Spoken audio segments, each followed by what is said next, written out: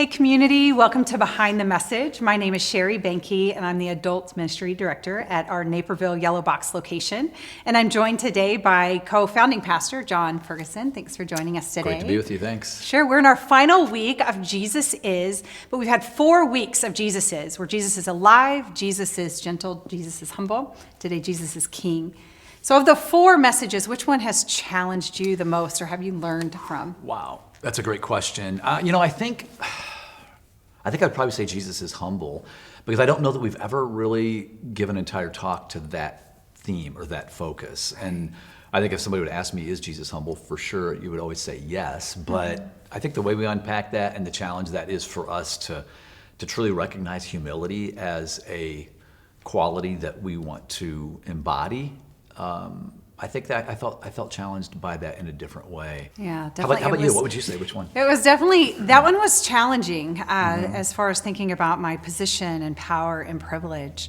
I had the opportunity to teach on Jesus is gentle. Okay. And I just loved that message of Jesus being gentle.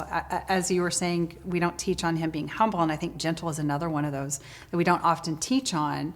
And to really see him demonstrate his gentleness in some of those different stories. Yeah, we had a great conversation in small group following that yeah? talk, and just the whole story of Jesus with the woman caught in adultery and how he handled that situation, and said, neither do I condemn you, but sin no more. And there's that beautiful tension, I think, of offering complete grace and mercy and love, but then also saying, but okay, I got a better life for you, so pursue that. Yeah. Don't continue in the ways you've been. So if we could figure that out, wow, what a beautiful thing that would be as a church. So to the message today, whenever you were talking, you talked about this season of having a boat in the middle of a storm. And you talked about seeking out counseling. And just, man, that seemed like it became what Pete Scazzero would say, dark night of the soul, a pretty intense time of your life. Were there some things you had to overcome before you sought out help? Like what were some of the things that you had to... No, great question. And I've shared a little bit about this before, but, and thanks for mentioning Pete Scazzero, because Pete's writings and thoughts were super helpful during that season. Yeah. Pete's written Emotionally Healthy Spirituality, Emotionally Healthy Relationships, and those are books I know that you've dug into, and a lot of us on staff have, and just really believe a lot of what he writes is super helpful, especially during tough times. Your question was, though, what did I have to overcome? Yeah, pride? I mean, come on. I think pride probably was the biggest, and not that I've got that figured out, but I've told people, and I'm an Enneagram 3, and if people are into Enneagram, Enneagram 3s, we want to make sure everybody thinks that everything's great, we're successful, and even if you're not really great or successful, you want everybody to at least think that you are. And so I think just kind of being okay with, this is not okay, I'm not doing well. And recognizing there was a season when I couldn't do some of the things I felt like I was able to do in the past, and be able to talk about that, because I've always just sort of been tough it out, suck it up, like so many people, and you just kind of break through and you'll eventually get there. And it just felt like I was coming up against wall after wall after wall. And so I think just recognizing, in some respects, the frailty of those moments, and that there are seasons where you just have to back down and kind of wave the white flag or whatever flag it is and say, yeah, I need help. It was hard. But, now looking back and continuing on, I don't know if I'm grateful for that season or not, but I'm grateful that I'm more on the other side of it, that's for sure. And sounds like it taught you some God showed up lessons for sure, absolutely. Very cool. Thanks for answering that question. So other practices that you have put into place now that kind of guard against that season maybe coming again? Yeah, I think so. And it's like anything, because it would be coming up on, the season was several months, but it's coming up on 2 years now. And it was a tough season for a lot of folks. It was, I felt like I kind of started it pre-COVID, and then COVID seemed to just exacerbate something that was already going on. Yeah. And so, and Pete talks about, what's the term he uses? The daily office, where he says or something of life. What is that term? Rule of life. Rule of life. And rule of life is kind of a fancy term for saying, you really got to prioritize the important stuff first. Yeah. And it's got to be there first. You've seen the illustration of the rocks in the jar, and if you don't put the big rocks in first, you try to put them after you put the small rocks in, they're not going to make it. And so some of the big rocks were, healthy physically, and there were some things I needed to adjust in order to get more healthy physically, healthy emotional, seeking out some counseling, healthy spiritually, and it was just prioritizing that time first thing in the morning every day just to get quiet. And you've taught me and help me in that regard, Sherry, just how you found silence and solitude to be so helpful, and not something I'm good at. I'm constantly moving, always, looking for the next thing, but just to sit down and absolutely be quiet for minutes in a row where there's nothing else but just you and the quietness. And those sort of things have been helpful. So there's a number of things that I've tried to put in place. I have seasons now where I'm better at those than others, but overall, those have been foundational and super helpful.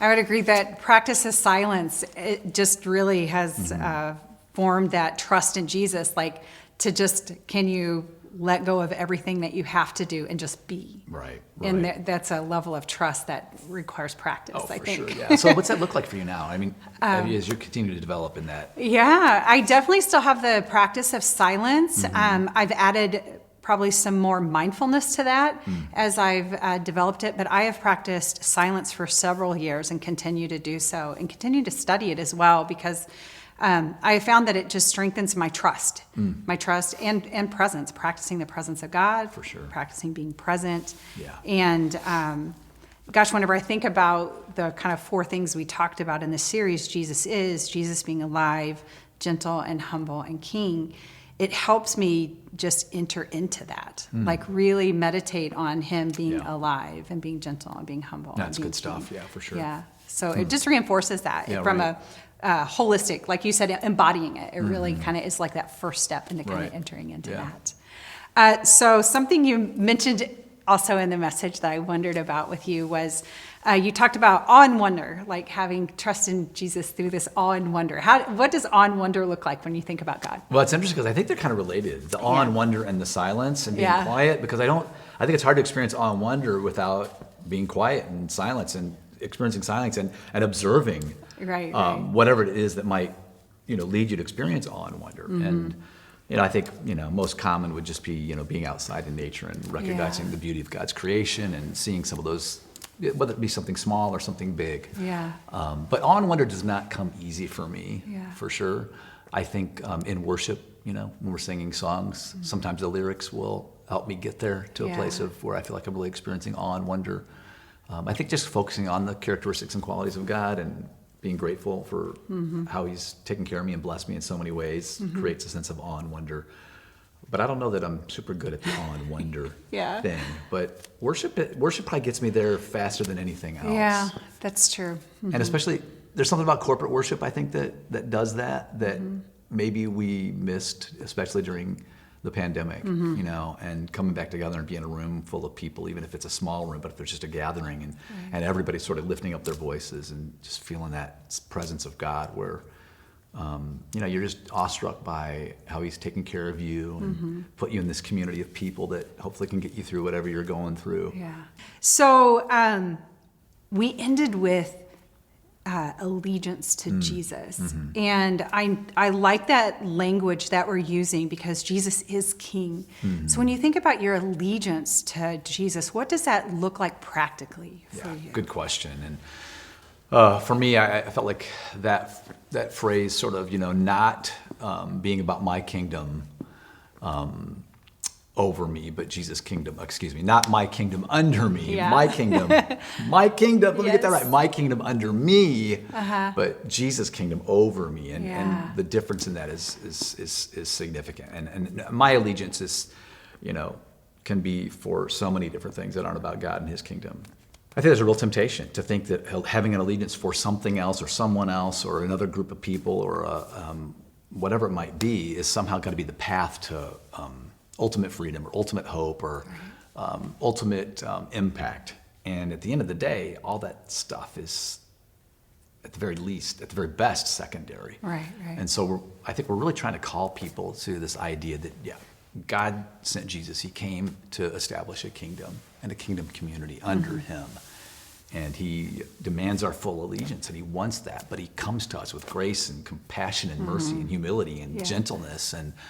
And the only fulfilling kingdom we're going to experience is that kingdom under him. And so that's why I think this whole idea of allegiance is so important for us right now. I don't know if that's helpful, but that's... No, that's super helpful. So I think this message was just a nice punctuation mark on the end of this series, but inevitably there's always some, nuggets left on the cutting room floor. Yeah, right. So what would you say to folks? What were maybe some things that were left out that you would like to share as we kind of wrap this series up? Yeah, that's a good question. I think at the end of the day, I would just challenge people to get to know this King Jesus. Yeah. I think, sometimes king can feel like lofty, but he's not that lofty king. Right. He's the king that, wants to sit next to you and spend time with you and interact with you and love you like nobody else has ever loved you. And so, just dig into scripture and spend time in prayer and quietness and just with other people who are also pursuing the same king and living in the same kingdom community, and just get to know him. That would be probably where I would leave people with. Yeah, definitely dig into scripture. Whenever you read his life in scripture, you really get a sense of kind of who he is. Yeah. Definitely. Very cool. Thanks so much. Oh, thank you. For being part of this my today. pleasure. Thanks for joining us as well, community. If you have any information that you want to find out about community, you can always go to communitychristian.info. Don't miss out next week. We have our Vision Sunday and Baptism Sunday as well. Have a great week. Thanks for joining us. A lot of different words for things, like lobby or narthex or vestibule. Yeah. Or what's the other one? Gatheria. Gatheria. A gatheria. Which sounds like dysentery. It also sounds like a medication that introverts take to want to be with more people. Oh, that's good. If you have trouble in large crowds, Yes. or even small crowds, take Gatheria. You have to get vaccinated. How long does the vaccination last? Do you need a booster? Yes. I need a Gatheria boost because I do not want to be around anybody.